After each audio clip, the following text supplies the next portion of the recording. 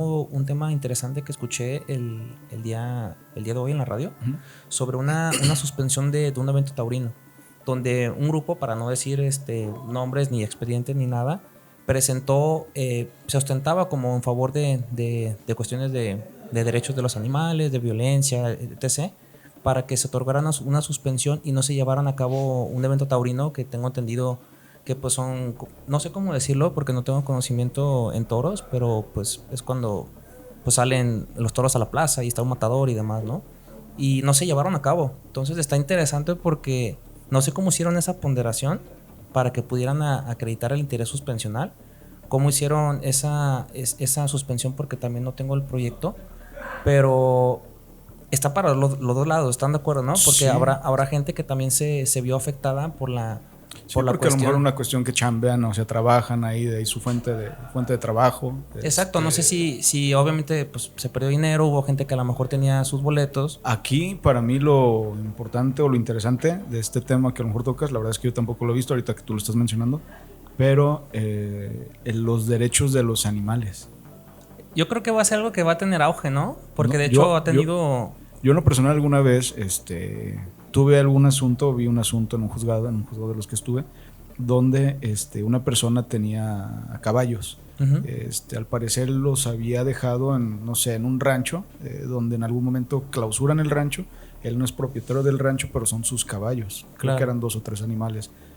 ¿Qué pasa? Que él viene y dice, oye, es que... Y él argumentaba algo como tal del derecho de los animales, pero... O sea, en realidad recuerdo que en aquel entonces no encontramos como tal un criterio que uh-huh. establezca o estableciera que un animal tenga un derecho. O sea, el derecho lo tienes tú como propietario, finalmente son parte de tu propiedad. Se concedió por ahí una suspensión para que puedan retirar los animales, para que no fueran a fallecer, pero sí me llama un poquito la atención. Bueno, yo creo que eso es parte como de una evolución histórica del derecho. Del derecho, ¿no? sí, es parte de lo interesante. Actualmente todavía, no sé hasta dónde la legislación prevé a los animales como cosas, como ¿no? Cosas. De hecho, había un asunto de la corte y está el capítulo ya lo dijo la corte de ¿me pueden embargar en mi mascota? ¿No? Okay. Porque precisamente todavía se prevé como los animales como una propiedad, como una cosa, una propiedad, no es que puedan, vaya, no puedes poner a tu periquito a querer de tus... Pero estamos hablando de un ser vivo, ¿están de acuerdo que no se... Sí, pero es parte de lo que dice Andrés, es parte de la evolución histórica. Y es interesante. Es hasta donde yo pienso que la inteligencia artificial podrá hacer muchas cosas, pero no sé hasta dónde llegue su... razonar tipo esta ponderación, porque tengo entendido que le meten como información y con base en eso hace un ejercicio, pero como tú dices, llega un asunto donde no hay precedente y viene la parte sustanciosa, ¿no? De la ponderación, de la argumentación, de decir, oye, pues legalmente me establece que pues es una cosa, es un objeto, sí. ¿No? Puedo ser dueño de él, ¿no? A diferencia de una persona, de una mujer. Vaya, hace décadas se comerciaban mujeres, ¿no? Se comerciaban personas, esclavos. Ahora ya estamos en esta época donde dicen, oye, pues los animales son seres vivos, sí. ¿No? Estamos en una corriente interesante, ¿no? Porque, bueno, no sé a raíz de lo que piensen ustedes, pero supongamos que fuera al revés, que los organizadores del evento taurino, supongamos que no está el otro amparo. Dicen, oye, ¿sabes qué? Vengo contigo, juez, porque no me dejan organizar el evento. ¿Cómo concedes? O más bien, yo creo que la tendencia es a que se conceda porque el evento está inminente. Por eso te digo que está para está complicado. Mira, mi opinión, sí quiero verme, progresista. Sí, porque para mí sí es una cuestión como de mucha violencia, y a lo mejor la gente dice, bueno, es arte, es X, Y, Z, pero pues estás aniquilando un animal. Aunque sea un animal que tenga buenos cuidados, no sé si luego lo vendan para carne y demás, o sea, a lo mejor alguna persona que nos esté viendo nos puede dar más información y puedan... Sí, sería importante que nos comenten eso. Porque eso sí, o sea, soy ignorante del tema por está completo. Para ambos lados y obviamente cada punto tendrá sus buenas razones. Pero con temor a equivocarme, creo que ya me tocó leer hace poco, se van a acordar, creo que ya una juez hubo un caso donde echó un perrito a un caso con aceite hirviendo. Fue donde mató viral, donde mató Ciudad un perro. de México fue eso. Ajá, entonces esa cuestión yo creo que de violencia de derechos animales sí tuvo una consecuencia penal No lo recuerdo, pero me imagino que van en el sentido de lo que está platicando también Andrés. De hecho, viene ahí el argumento y el contraargumento, ¿no? Por ejemplo, hablamos de la cuestión de los derechos de los animales. Los que se dedican a esa arte taurina te podrán decir, oye, pero es que son tradiciones, son costumbres, son todo ese tipo de cuestiones. Y me lleva a lo que pasaba, por ejemplo, con los pueblos indígenas, ¿no? Donde se llevan a cabo sacrificios humanos y que actualmente se busca la protección de esos usos y costumbres. Sin embargo, está como la cláusula excluyente en la Constitución. Te vas al artículo 2 constitucional y dice: se respetarán los usos y costumbres de estos pueblos indígenas para que ellos se autodeterminen, se autorrijan y todo, siempre y cuando esos usos y costumbres no vulneren los derechos humanos. Es que aquí ya hablamos una cuestión de ponderación de derechos que es bastante interesante porque lo vemos día a día. Y específicamente dice derechos humanos. Claro. ¿No? Entonces, ahí es donde vas. O sea, yo estás de acuerdo que no es lo mismo un uso lúdico del peyote, por no decir que sea alguna costumbre, a ya hacer un sacrificio como tal, por más costumbre que sea, ¿no? Porque evidentemente no puedes desproteger permitir que alguien le quite la vida a una persona por la cuestión que sea. No, y mira, te lo pongo muy, muy fácil. Yo, por ejemplo, no soy el abogado de los encargados de la fiesta taurina, claro, pero viene, por ejemplo, el contraargumento. Ok, yo soy una persona física, una persona moral que se dedica específicamente a un giro, que es esta cuestión de la fiesta taurina, y el hecho de que tú suspendas mi actividad pone en peligro, más que el derecho de los animales, pone la vida, la subsistencia. Déjenles doy un poquito más de mis trabajadores, ¿no? Ahí viene lo... Es que ese es el punto total de lo que se va a discutir o lo que se debe de analizar. En la radio también escuché que este asunto también está presentado en la Ciudad de México, un amparo diverso al de este circuito. A lo que escuché en la radio, obviamente no tengo toda la información. De repente no puede ser 100% fidedigna porque también dicen cosas equivocadas en la radio como le dice Andrés. No. Pero en teoría es el segundo fin de semana o la segunda fecha que no se lleva a cabo por la cuestión de esa suspensión. Entonces habrá que ver si ellos se logran, o me imagino que sí tienen el carácter de tercero interesado para ver qué pasa con un recurso de queja o en su caso de que llegue un recurso de revisión cuando se celebre la audiencia incidental, la suspensión definitiva. Porque, claro, imagínate los toreros que necesitan alimentar a su familia no están teniendo ese ingreso. Y no nomás los toreros, toda la gente que está la alrededor. crianza, ¿no? Los que se dedican a la crianza de desde estos la animales, crianza hasta la gente que va a las plazas de que toros vende a vender los refrescos. Desde el que te renta la cochera. Y ahora algo interesante, ¿no será también que, entre comillas, se esté restringiendo o de alguna manera que no se esté permitiendo que se dediquen a esa actividad? Porque también la Constitución lo protege. Es diferente a lo mejor regularla a restringirla, ¿no? Pues mira, hay que recordar que pues los derechos son relativos, no son absolutos, ¿no? Es más, el mismo derecho a la vida tiene sus restricciones, pero pues vaya, yo creo que la base va a estar en la regulación y en el establecimiento de mecanismos, porque digo, pues son puntos y contrapuntos. Una persona puede decir, ¿de verdad quieres ver una faena? Pues dale al torero un corta uñas y mételo con un tigre que le corte las uñas, ¿no? Entonces, bueno, termina. Y el otro va a decir, oye, pues es que es un evento sádico. Pues, sí, bueno, es algo que se hace, pero igual, ¿qué tanto se cuidan en los rastros municipales? ¿Cómo se matan a las reses, no? O por ejemplo, ¿qué tal los bolsos de piel de cocodrilo, donde desollan animales vivos y todo ese tipo de cuestiones? Entonces dices, bueno, no se trata de ser el carnicero, pero también hay que buscar como el equilibrio, ¿no? Entonces creo que la base es lo que tú decías, establecer una regulación que imponga un equilibrio.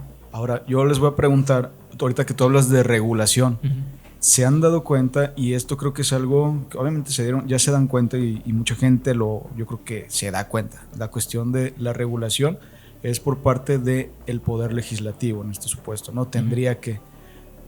Creo que la gente debe también a veces comprender que gracias a la Corte, con criterios novedosos, se forza a este poder o a estos poderes, poder legislativo, a regularizar o regular ciertas cuestiones, pues, ¿sí me explico? Sí, o sea, como a través de la omisión legislativa.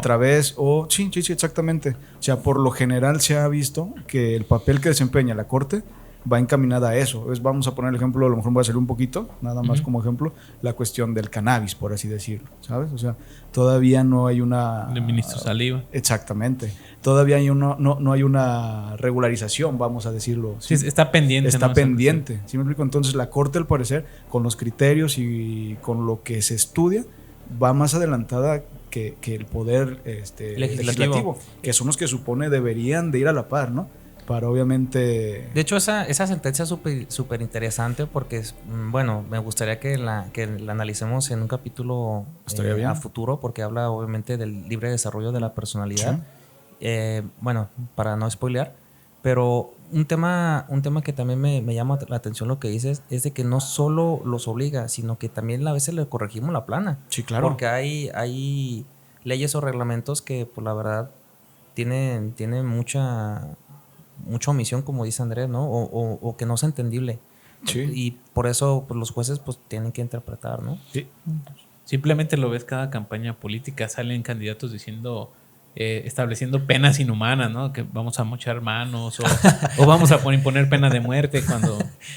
No se puede, o sea... dices, oye, tú vas a legislar y no conoces la ley. Exactamente. Pero ahí te das cuenta, a lo que voy es el papel importante de la Corte, del Poder Judicial. ¿Sí? Y también dejarle claro a la gente que obviamente ese papel de regulación o de revisión, pues también tiene sus limitaciones, ¿no? En la misma división de poderes, donde dicen que los estudios que se hacen, aunque a veces parecieran demasiado exhaustivos, en realidad es un estudio laxo, ¿no? De decir, bueno, aquí el legislador quiso decir esto, de buscar un equilibrio. Un equilibrio, o más bien que no haya siempre una contraposición del ordenamiento con la Constitución o la Convención, y ya solamente en casos muy extremos pues se declara inconstitucional, ¿no? Sí. Ahora, aprovechando que tocaron el tema de la política, no lo planeaba traer a la mesa, pero bueno, creo que es un tema también que es bastante actual. ¿Qué opinión les merece el candidato Samuel de Movimiento Ciudadano a la presidencia? Digo, es que me acordé ahorita porque en el capítulo anterior... Te estás yendo muy recio, pero... No, es que está bien. Porque no traigo mis tenis fosfo, pero... es un tema que ahorita recordé. En el capítulo anterior le dijimos a la gente que nosotros somos apartidistas, que no estamos incitando a nada. Yo la conclusión que tuve la vez pasada, ¿saben qué? Pues piensen bien su voto, porque no es sano darle... No, y hay que repetirlo a un solo partido todo el poder, ¿no? Sí. Con independencia de quién seas, obviamente quítate la bufanda, intenta no ser tan aficionado, porque pues puede haber una consecuencia que a lo mejor tú no alcanzas a advertir, pero hay que pensar en las generaciones futuras. Entonces, ¿cuál es la opinión que les merece a ustedes? Mira, yo la opinión sobre Samuel García como candidato, es que sabes que para mí es un personaje que no vive dentro de la realidad de lo que es México. Eso es mi opinión personal. No sé, o sea, no obviamente creo que mucha gente dice que obviamente es ahora sí que parte del plan de Morena, desviar el voto, ¿no? Para obviamente desviar el voto. Es probable, piensa mal y acertarás, pero si no fuese así, para mí de todos modos es un personaje que... ¿Cuál es la consecuencia que tú verías, Abraham, y que la gente pues obviamente lo analice y lo pondere, de desviar un voto? Porque también me acuerdo un poquito de la gente que votó por Cuadri, no recuerdo en qué periodo fue, no recuerdo si fue el pasado o el antepasado. Fue el antepasado, de Nueva Alianza, que así era una persona que se veía preparada, que hablaba muy bien, pero pues evidentemente ni siquiera alcanzaron un registro. Entonces yo lo considero que es un voto que como que se fue a la basura. Bueno, finalmente es política y creo que es estrategia, ¿no? Obviamente, ajá, vamos a decirlo del partido que está en el poder. Claro. Y es lo que se dice, obviamente, que se trata de dividir ese voto, pues, en cuanto a la oposición. Entonces, vuelvo a lo mismo, o sea, piensa mal y acertarás. Y de ser así, pues obviamente, la gente finalmente es libre, obviamente, de votar por quien guste. Pero sí hay que pensar, obviamente, que si ese voto va a ese candidato que en realidad no va a alcanzar para mucho, pues es un voto perdido que finalmente se le va a dar, obviamente, vamos a decir a Claudia, pues hay que ponerle nombre, es candidata obviamente Claro. por parte del partido Morena. Claro. Entonces ahí es la cuestión, obviamente. Es estrategia de ellos y aquí nosotros obviamente es pensar y tratar porque podrá tampoco gustarnos la otra candidata, que es Xochitl Gálvez. Entonces, pero aquí lamentablemente, es opinión mía, pues está muy difícil diario estar pensando en cuál es el menos peor, ¿sabes? Claro. Pero ya eso es lo que toca, o sea, no es parte de nuestra democracia, lamentablemente. Pues bueno, vaya, creo que hay dos puntos de vista, ¿no? El del mal pensado, que dice, bueno, si nos vamos para atrás, Dante Delgado, dirigente de Movimiento Ciudadano, siempre muy cercano a López Obrador, ¿no? Colaboraron mucho tiempo en PRD, ambos de izquierda, con ideas de un México nuevo. Pareciera que le termina por cuadrar el tablero de ajedrez a Morena para la candidatura, porque pues si de por sí había un porcentaje menor en disputa del voto, ya que se iban por el bloque de oposición, y con esto creo que él viene a jalar un tanto de votos que le resta fuerza y pues de cierta manera le abre el camino a Sheinbaum para la presidencia. Ahora, si lo ves desde el punto de vista de puro y de buena fe del seguidor de Movimiento Ciudadano, dice, no, bueno, es que estamos lanzando a nuestro candidato que representa la ideología de que somos un nuevo partido, que estamos lejanos al PRIAN y más a Morena, y que traemos una nueva proposición, que somos un partido en crecimiento. Pues dices, bueno, pues están ahí haciendo su lucha. Desgraciadamente creo que a lo mejor no era el momento, pero yo también, si por ejemplo yo fuera un votante de Movimiento Ciudadano, a mí no me hubiera parecido que Movimiento Ciudadano se aliara con PRIAN, ¿no? Es que yo creo que lo vemos ahora aquí a nivel estado sí. Con Kumamoto, que venía con la cuestión de yo soy alguien independiente, soy candidato. Traicionó sus ideales totalmente. Es que ese es el problema, Abraham, porque fíjate, hemos platicado ahora de un cambio de opinión con el tema del ministro Kumamoto, que parece que también cambió. Samuel decía que era primero Nuevo León, que no iba a renunciar. De repente, pues obviamente ya está como candidato a la presidencia. El mismo presidente López Obrador, cuando decía que todo con el Poder Judicial iba a estar bien. O sea, hablamos que en la política hay mucha incongruencia. Claro. Y estos 4 ejemplos, pues están pues atienden a sus intereses personales, ¿no? Bueno, es que me acordé de una frase muy buena que dice que la política es el arte de comer, aprender a comer mierda sin hacer sin hacer gesto, pues. Sí, ¿no? Entonces, pareciera que no es relevante los medios por los que llegues al fin, sino llegar al fin, ¿no? Exactamente. Pues sí. Es una idea muy maquiavélica, ¿no? Sí. Totalmente, pero pues pareciera que hoy la cuestión es ser populista, ¿no? Por ejemplo, tuvimos a nuestro actual presidente, dijo, a partir del 1 de diciembre del 2018, ya no va a haber delitos. Todo va a ser bueno. Es más, vamos a obtener millones de pesos porque ya no va a haber corrupción. Y el sistema de salud va a ser como el de Suiza. Sí, como el de Dinamarca. Dinamarca. Y yo veo que, no sé, la Ciudad de México se parece cada vez más a Copenhague, pero vaya... Son esas cosas donde pareciera que el político se puede hacer de decir mentiras o argumentos totalmente absurdos. Creo que es lo que refutaba Naya en esos debates, que decían, es que en realidad no tienes un plan, solo haces enunciados y enunciados de milagros que se van a pasar a partir de que tú seas presidente, pero como tal no tienes una estrategia. Y pareciera que la gente lo compra, o sea, pero es que eso es lo que voy. Y no digo al mexicano porque no me gusta. O sea, por ejemplo, ves populistas en Inglaterra, en todas partes del mundo, Estados en Brasil. Pero ¿a dónde han llevado ellos? En realidad, ¿es que se los compras o es que no te queda de otra? ¿Quién es? ¿El pueblo? A nosotros, obviamente, como votantes, como ciudadanos. Abraham, históricamente, ¿qué ha pasado con la gente que es así de populista? Estuvo el caso de Donald Trump también. No sé qué vaya a pasar con sus elecciones allá. Pero históricamente, repasen, no quiero dar nombres muy fuertes porque también no quiero que se me considere que estoy haciendo o diciendo que es una persona que tiene ideales similares, pero históricamente muchas personas populistas y que les endulza el oído al pueblo ha cometido atrocidades.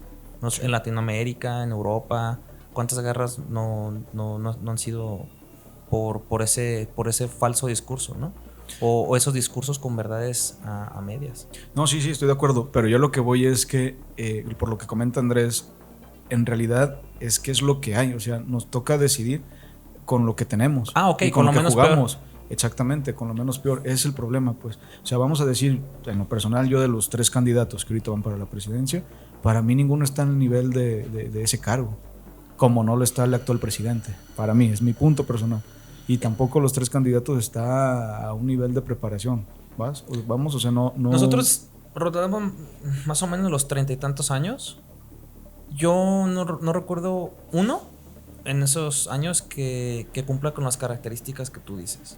No sé, la gente que nos esté viendo, que tenga más tiempo, quien pueda decir, oye, ¿sabes que este candidato lo cumplía? A lo mejor sí hubo alguno que lo cumplía, pero no ganó. Es que, por ejemplo, ahorita alguna vez he visto entrevistas de Kumamoto antes de que se aliara a lo que es el partido de Morena. Claro. Pero en realidad para mí era una persona con ideales y era un político diferente, o por lo menos así se mostraba. ¿Será que te rindes? No sé, yo creo que te cansas de perder, ¿no? O sea, eso es lo que a mí me da, es la impresión que tengo a partir de Kumamoto. Para mí es como, se pierde todo ya, o sea, ¿sabes? O sea, ese cuate que en realidad era el que era para mí distinto, pues ya se mete a la olla con los demás, ¿sabes? O sea, y aquí vamos a ser bien sinceros, es una cuestión de política. Para ser política, o sea, no quiero menospreciar y a lo mejor la voy a regar, pero en la política un cargo público por elección popular puede llegar cualquier persona sin cierta capacidad o sin cierta preparación, exactamente. Quien sea puede llegar, simplemente hay que ser popular. Esa es la cuestión. Con nosotros, no sé, ese es el problema. Yo quisiera opinar en este tema, pues al final, ¿qué forja una persona? Sus victorias, pero ¿qué es lo que más sus derrotas, errores, ¿no? Sus derrotas. Okay. Entonces, por ejemplo, si recuerdan, el proyecto de Kumamoto pierde con el de Sergio Mayer, ¿no? Entonces, como para una persona así preparada y que estuvo batallando, porque muy distinto, digo, sin menospreciar todo el trabajo que llevó a cabo el grupo que puso ahí a Sergio Mayer de senador. Sí, fue senador, según yo. O diputado, no recuerdo. Pero dices, con todo el trabajo que tuvo que hacer Kumamoto, porque de cierta manera, pues la fuerza que él tenía atrás era mucho menor, y llegas a elecciones y pierdes con esta figura pública. Sí. Entonces siento que eso impacta, y es donde dice, bueno, digo, no quiero perder ese aspecto o ese punto de decir, bueno, a lo mejor Kumamoto entendió que solo no puede llegar a ese punto. A ese punto. Ahora va por la presidencia municipal de Zapopan, un municipio importante en el estado de Jalisco. Pareciera que es el camino para llegar a la gobernatura, porque vas por Zapopan, vas por Guadalajara y brincas a Jalisco, ¿no? Quiero ponerles algo en la mesa. Yo he debatido la cuestión electoral con compañeros de la maestría, y hay algo que no podemos dejar de advertir. Existe el derecho humano a votar y ser votado. ¿Estamos de acuerdo? Pero creo que la crítica desde el capítulo anterior ha ido en el sentido de que tienen una preparación mínima, sin menospreciar, porque habrá unos que son muy brillantes. Exactamente. Nosotros no tenemos asesores para hacer nuestro trabajo, entonces también todavía tienen asesores para que los puedan ayudar. Pero algo similar a lo que pasa con los exámenes de control o de confianza, o a lo mejor hasta para acceder a una universidad te hacen como un examen de conocimientos mínimos, ¿no? Sería bueno que fuera como un requisito del postulante a candidato de tu partido, para que al menos, o sea, para poder acceder, vean si tienen los conocimientos básicos para poder hacer política. ¿Por qué? Porque muchas veces, y lo vimos en la discusión del presupuesto de egresos, en la extensión de los fideicomisos, hubo propuestas buenísimas para llegar a un punto medio, pero la gente se tapaba los oídos porque criticábamos que parecía ya una orden, una encomienda. ni siquiera se atrevieron a discutir algunas reservas que iban bastante bien. Entonces, dentro del mismo legislativo se pierde otra vez el balance, porque tú decías el capítulo anterior, parece que son dos hermanos contra uno. Uno da la indicación, el otro acata, y nosotros pues, estamos intentando de hacer nuestra lucha también. Entonces, ¿cómo no vulnerar ese derecho humano a votar y a ser votado? Bueno, yo creo que no se vulneraría si lo regulas un poquito. Y si al menos por parte de los organismos que estén encargados checaran con unos lentes o con una lupa cuando un partido político se acerca a una figura pública. Porque yo creo que eso también es grave. ¿Cuántas figuras públicas no hemos tenido de gobernador, de senador, de diputado? A lo mejor estoy diciendo locuras, no soy experto en cuestiones electorales, pero tenemos varios años ya de historia y no nos ha funcionado. Entonces, no, yo coincido contigo. Creo que sí debería haber un mínimo requisito en cuanto a la capacidad de las personas que van a gobernar. ¿Qué requisitos necesitas para ser juez o magistrado? Regresando al tema del Poder Judicial. Ok, lo más importante es los exámenes. O sea, el examen que te acredite como tal. Sí, pero vaya, no, creo que no podemos llevar la regulación de un poder como es el judicial, donde es de especialización, a, por ejemplo, al legislativo o al ejecutivo, que es de elección popular, porque estamos hablando de que aquí hay democracia representativa y poner controles. Yo también en un momento dije, bueno, que el INE no tendría que poner como ciertos estándares mínimos que cumplan los candidatos para ocupar cargos públicos de elección popular. Y luego también pensé, bueno, pugna un poco con el derecho a ser votado, ¿no? Sí. Y sobre todo de la democracia representativa, porque si hay requisitos, ¿no? Por ejemplo, ser mexicano, tener una edad mínima, vivir en el lugar, cuestiones así, que son, creo que los requisitos como indispensables. Creo que poner más, por ejemplo, sería desconocer un poco cómo está integrado el país, ¿no? Por ejemplo, Benito Juárez era sí, pero en otros tiempos. Es parte de lo que tú a lo mejor comentabas, la evolución. Ajá, la evolución de lo que estamos viviendo. O sea, en algún momento, para mí, no sé, bueno, tendría que hacerse obviamente un análisis más profundo, pero a mí no me parecería muy loco pensar en que dentro de esos requisitos se estableciera un mínimo de... un poquito más de rigor, o sea, no sé. O sea, pues mira, yo creo que porque es en beneficio de la sociedad. Porque, ¿no? por ejemplo, ya hay lugares creo que ya son más los lugares donde personas indígenas quedan electas, ¿no? No, y estamos de acuerdo, o sea, bienvenidas, pero... Y sería traer, ahora sí que requisitos del mundo, del occidente, a una comunidad indígena donde a lo mejor no se regula esa cuestión. Pero bueno, también ojo, también hay comunidades indígenas donde no quiere decir que por ser comunidad indígena no hay gente preparada. Benito Juárez era indígena y fue abogado. Exactamente, hay gente preparada. Pero digo, el hecho de establecer eso, de cierta manera, es restringir a una cantidad. Es debatible. No, es que yo lo que eso... diría, ¿sabes qué? En cuanto ocupas este cargo, necesitas capacitarte. Bueno, porque al final te establecen lo que tú decías, asesores, ¿no? Que es lo que ese es el problema, que llegan ellos con sus propios asesores, ¿no? Sí. Entonces te topas con cosas así bastante irregulares, pero a lo mejor eso sería lo que habría que fortalecer, ¿no? Decir, desde que ocupas el cargo se te empieza a capacitar para ocuparlo, ¿no? Ojo, es algo complicado porque yo me estoy concentrando en el tema de elección federal. En tema de elección federal, yo creo que debemos de poner la vara más alta. Por ejemplo, una la federal, elección, la estatal y una municipal. Sí, pero digamos que la consecuencia jurídica, política, social que tiene ya un diputado o un senador a nivel federal impacta mucho más en esa instancia que a lo mejor una municipal o una estatal. Okay. Entonces, pues... A mí me gustaría poner mayores controles, no tanto como establecer requisitos. Por ejemplo, aquí, no sé si recuerdan, la semana pasada se sesionó el asunto sobre las modificaciones que hicieron al calendario electoral en el estado de Jalisco, ¿no? Un asunto que le tocó como ponente a la ministra Yasmín Esquivel. Y a mí me llama la atención el tema y dicen, basta con que convoques a los integrantes de Congreso 1 hora antes de la sesión donde se va a discutir y les corras el traslado con el proyecto de ley, ¿no? Entonces, Okay. Ese es el requisito mínimo y que ni siquiera se cumplió, por el cual se declaró como inconstitucional, ¿no? Pues dices, ¿es en serio que vas a convocar a personas que no están específicamente capacitadas en el tema 1 hora antes y les vas a dar 1 hora, solamente una para imponerse, y ahí van a ir a hacer un parlamento y a discutir el asunto? Y Estamos si bien de acuerdo que hay tela entonces para cortar para nuevo bastante. episodio, ¿no? Puede venir medio sondeado porque previamente pues, Claro. se habla porque hay mesas de diálogo, porque hay talleres de participación ciudadana y todo. Pero vaya, el proyecto como tal así crudo te lo dan 1 hora, o sea, en su mayoría los dan 1 hora antes. Te los topas en cada amparo que se promueve contra la ley de ingresos donde manejan violaciones en el proceso legislativo, ¿no? Claro. Señores, pues ya es hora, ya se nos pasó el tiempo, entonces no sé si quieran ya concluir con algo.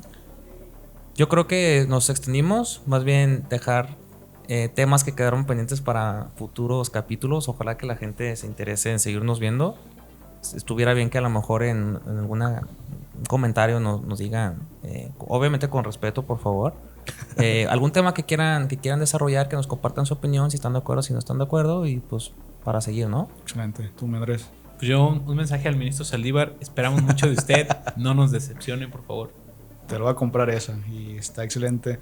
Yo nada más concluir con que la gente nos siga obviamente en redes sociales. Vamos a estar en Instagram, Facebook y que TikTok creo que también es válido. YouTube. Y que nos puedan visualizar o escuchar en las plataformas de Spotify y YouTube. Excelente. Ya obviamente pues cerramos con esto y esperemos que nos vuelvan a ver el próximo episodio.